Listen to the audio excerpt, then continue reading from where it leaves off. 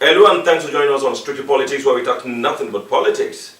Today, a distinguished former member of the Lagos State House of Assembly, actually a two-term member of that assembly, Honorable Segun Olulade, is our guest, and we will be taking a look at legislation and, of course, the things he did while he was in the House. It's a pleasure having you on the program, sir. Thank you for having me. Yep. Reminiscences now. You spent 8 good years in the House of Assembly. Yeah. What were those experiences like? I have a fantastic experience at the House of Assembly. It's an experience that deal with service, with fulfillment, with joy, because whenever I look back and see what I've contributed in the area of representing my people and the entire Lagos State, I would say I'm a fulfilled person to have done the little I could do within that spare of time. So what were the low points and the high points of those 8 years? Well, I would say my low point at the House of Assembly was the day I was called that they were demolishing some property in a particular community within my constituency. What's your constituency again? Ekpe constituency too. That was my low point as a legislator. And why was that? Because it has to do with the people. It has to do with lives. So, and I feel not too happy when properties are being demolished, when we do not do the right thing at the right time. I think that's just the way I can put it. Okay. And the high points? Well, the high points, I won't say I have just one high point. I have several high points. Was it the day we passed the law, the emergency line today that everybody is using? Was it the day that we did the Cancer Institute law? Was it the day we passed the law on health insurance scheme? And a lot. It was the first day I stood up in the House to address the Parliament as a legislator. It's also one of my high points. And looking back today to say, yes, those days, what we've been able to contribute in the lives of people. Still talking about your state, you were the chairman of like one or two committees or so. Yes, I was chairman, Committee on Information, Security, Strategy and Publicity for the 7th Assembly, and at the 8th Assembly, I was the chairman Health Services. And those were the glorious days. I can tell you that, free of charge. And I like I said, when you look at the Radio Lagos today and Echo FM, and you look at Lagos Television today, and you look at the Lagos State Corporation that is coming alive again, I would say I play a major role as the chairman committee on, trying to revive and making sure that the Radio Lagos will now, and Echo FM are on digital, and same applies to the Lagos Television. So, those are the other areas that you can look at. And when you go to the health sector, I would say that I have a very wonderful relationship in terms of making impact in the health industry, attacking or tackling the issue of drug abuse, tackling the issue of service delivery and efficiency at work for our health workers, and also the referral system that we were able to strengthen within the period, and also the equipment, the employment of personnel within the period that I was the chairman of that committee. You wanted to run for the House of Reps. Yeah. What exactly happened? I would say that I believe that like my slogan that Eleniyan cares, God is involved. I believe that every step I take in my life, you can always see the involvement of God in it. And I think it was designed that I serve my people at that level, with the level of support I got from home, with the level of followership and the commitment of our people to ensure that I represent them at the National Assembly. But like I said, the party is always supreme. So once the party has taken a decision, you as a loyal party man must be ready to follow suit. And that's what happened.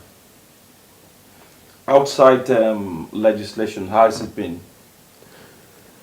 Well, life outside legislation as a private citizen is a lovely experience for me. I've always known that while you are in office, you must always have value. And I think the goodwill I'm enjoying today is just about what I have been able to do within that 8 years that has served my people and the people of Lagos State. I enjoy this goodwill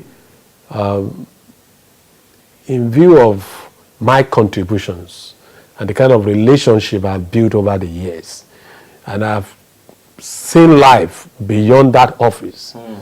I was not an office person. I was just myself. And that make it easy for me to live my life after office. Because I realized very early that the chairman is either the man leave the chair or the chair leave the man.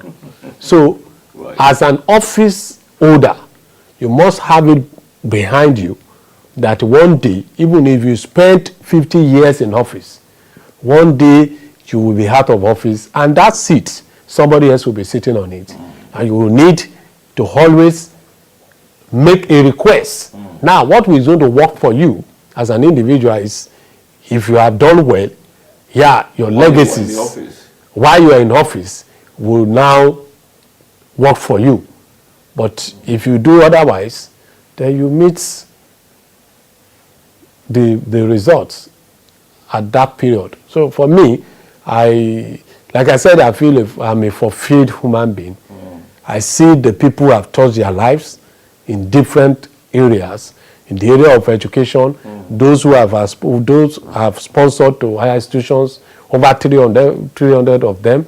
Those young ones in the primary schools, primary 4, 5, and 6, that are Eleniyan ambassadors, that have been able to create an healthy competition amongst them by having first, second, third of them being hosted by me on a yearly basis and giving them I always write a personal letter to them. So at the end of it all, I look back and I saw a documentary that was done for me. I can say, yes, I thank God for everything that God have done within this period that I served the people of Lagos State. We'll take a short break, and when we come back, the program continues in just a moment. Do stay tuned. The 9th Assembly, well, the 9th Lagos State Assembly, and of course the 9th National Assembly just got inaugurated some few weeks ago. Will you be kind enough to set agenda both for that of the local, which is the state, and of course that of the national? Well, for the State Assembly, I must say that we're on track with the State Assembly. The State Assembly started very well, and same applies to the National Assembly. So for me, the major agenda I would like to set for the National Assembly is the area of oversight. I am optimistic that if we can get the oversight function of the legislature's rights, we will find a situation that everybody in this country will be happy with that arm of government. In the sense that once the committee have been inaugurated now, once they are able to set up committee within the House, and those committees start works, because a lot of people just felt what they do as a legislature is to just come to the floor of the House at the plenary and address the public the way we do. But it's beyond that. You must look at what roles are they playing in the area of oversight, what role are they playing in the area of legislature, what role are they playing at the plenary when issues come up, what do they do as to address those issues. Now I can see the speaker going to, I think it was in Safara, recent. True. I mean, it was going mediating and also. So that is the kind of leadership that Nigeria deserved. You don't just sit down within the confine of the assembly and take decisions that will affect everybody without feeling. Even the legislature must learn to go to the market to price the tomatoes, the peppers, the rice, the beans, and get to understand the costs of those commodities and try to address it as a legislator when issues crop up. And as a legislator, you just feel comfortable within the confine of the office and determine the lives of people without seeing what is really going on. People are talking about the health sector all across the country. People are talking about insecurity. People are talking about education. How can we enhance and have quality education in this country? So those are the areas that I feel that even with the bad rules and all sort of things, the committees that will be set up should perform their oversight functions, and when contractors are being given jobs to do, they must see to it that they do it. If they don't do it, they bring them to the public knowledge, and it will encourage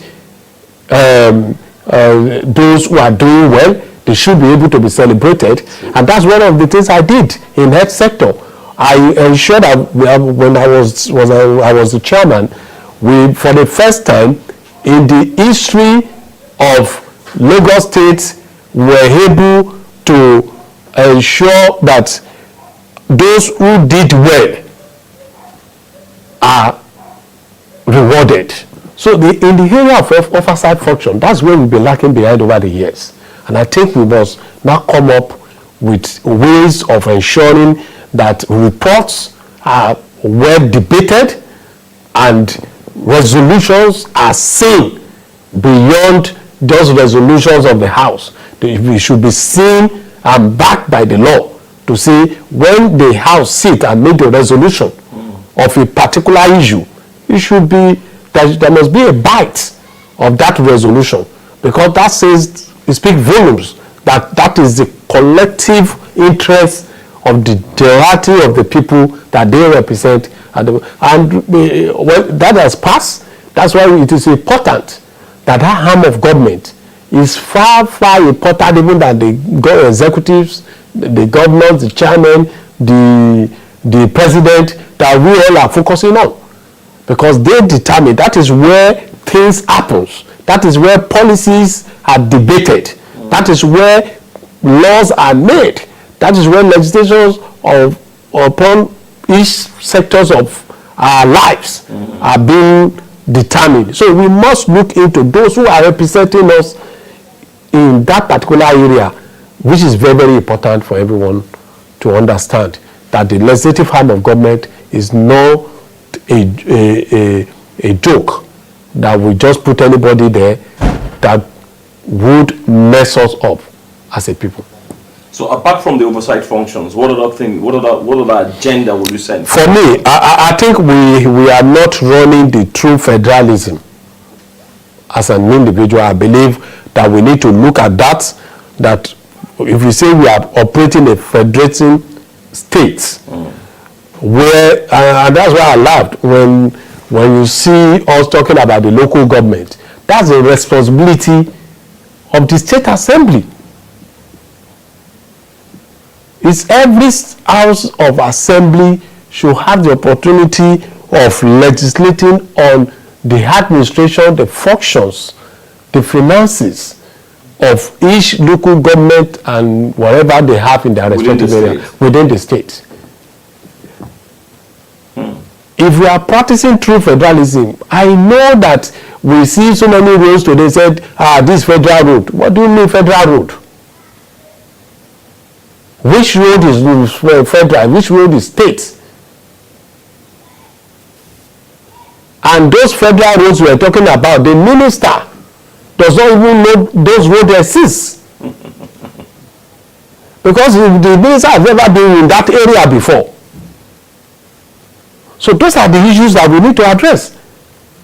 So true federalism will give birth to good governance in this country, where everybody, the federating components, which is the federal government and the state, let the state assembly create, for instance in Lagos, we can decide to create 100 local government and whatever, or LCDs, whatever thing we call it, but let Kano create 1,000 local government, but the law must be strengthened that each local government must be headed by an elected local government chairman or councillors. Until then, we have not started. So that is another area I think we should look at and see how we can strengthen the federal system of government that we say we are practicing, but we are not. How about state policing? Especially if you take a look at the state of insecurity pervading the land now. Ogun, Ondo, Zamfara, all of those places have challenges at one time or the other. But before you do answer that question, we'll take a short break, and when we come back, the program continues in just a moment. Do stay tuned. You're welcome back, and it's still Strictly Politics, where we talk nothing but politics. Two-term member of the Lagos State House of Assembly, Honorable Segun Olulade, is still very much around. State policing. Is it time for us to have state policing? If it is, sir, should the National Assembly make it an agenda? I think it is important and is overdue for us to have the state police. And the National Assembly must see it as very, very important that we have it on the agenda and ensure that state police is in place. Why do I say so? Even in the area of intelligence gathering, we are not there. While growing up as a child in my community, you don't see people locking their doors. If you ever see thieves, they are those ones that will just pick something and or carry, or that they need something to eat or whatever. Petty thieves. And once it happens, you can say that it's so person. They can easily identify who did it. And trace. Straight away. Same thing applies till date. But unfortunately, we have allowed the Western world to affect our system. Today, I don't even know who is my neighbor. My children cannot walk out of the house to the next street and say, this is so person's children. Oh, what are you doing there? And somebody will beat him or her out there, and they will rush back home, and they will know that they cannot even tell me that they beat them outside for what they have done. That moral value have been destroyed. So when we look at the issue of state policing, we should see it as one of the most important things that we need to do as a government. Because if I stay in this area, if somebody, just of recent, there's somebody that said got an apartment, and the people around said, quickly rushed and said, look, that man is a 419.